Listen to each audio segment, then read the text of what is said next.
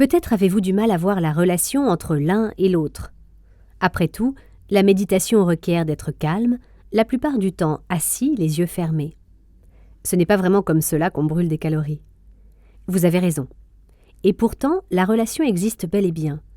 Mais comme c'est souvent le cas, elle n'est pas évidente de prime abord. À quoi sert la méditation ? Principalement, à se vider la tête. Vous aurez certainement remarqué qu'il est très difficile de ne penser à rien. L'esprit humain est sans cesse assailli par toutes sortes de pensées. S'il est vrai que certaines sont inoffensives, d'autres, en revanche, peuvent nous faire du mal. Les questions, les doutes ou encore des choses du passé que nous ressassons sont autant de causes de stress et d'anxiété, dont la méditation peut atténuer les effets. Qu'est-ce qui pousse certains à l'alcoolisme, aux drogues, à la boulimie ou tout autre comportement destructeur ? Il s'agit bien souvent du seul mécanisme de défense qu'ils trouvent pour faire taire leurs pensées. Même si les effets ne sont que temporaires, ils les aident à se sentir mieux. La méditation remplit le même rôle sans les effets négatifs. Au contraire, puisque, comme nous le disions plus haut, elle peut nous aider à contrôler notre poids. En prenant l'habitude de fermer les yeux et de méditer lorsque l'on se sent un peu stressé, anxieux ou déprimé, on reprend le contrôle sur nos émotions, au lieu de se laisser contrôler par elles. La méditation crée une connexion entre le corps et l'esprit. Une fois cette connexion établie, vous prenez conscience que perdre du poids est plus qu'une question de physique, c'est une question de bien-être général. Quelle est la bonne méthode ? Tout dépend de la personne. Quelque chose qui fonctionne pour vous ne fonctionnera peut-être pas pour quelqu'un d'autre, et inversement. Personnellement, j'ai beaucoup appris d'Eckhart Tolle et de son livre « Le pouvoir du moment présent ». Je ne suis en aucune façon une experte, mais je peux dire que j'ai trouvé sa méthode efficace, avec des résultats visibles rapidement. La méditation consiste à prendre conscience du moment présent. Pour cela, il faut ressentir toutes les sensations physiques, de la surface sur laquelle vous êtes assis à la texture de vos vêtements.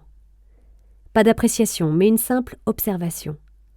Être conscient de ce qui vous entoure, c'est tout ce que l'on vous demande. Après cela, concentrez-vous sur les sons.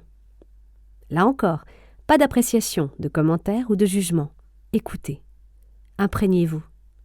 Si une pensée vient perturber votre méditation, un bruit vous énerve ou vous pensez soudainement à votre liste de courses, etc., contemplez-la, mais ne vous y attardez pas. Regardez-la passer comme vous regarderiez passer un train. Essayez de recentrer votre attention sur vous. Visualisez l'énergie qui vous traverse et vous permet d'être en vie, vos poumons qui se gonflent d'air à chaque respiration, votre cœur qui bat selon un rythme régulier.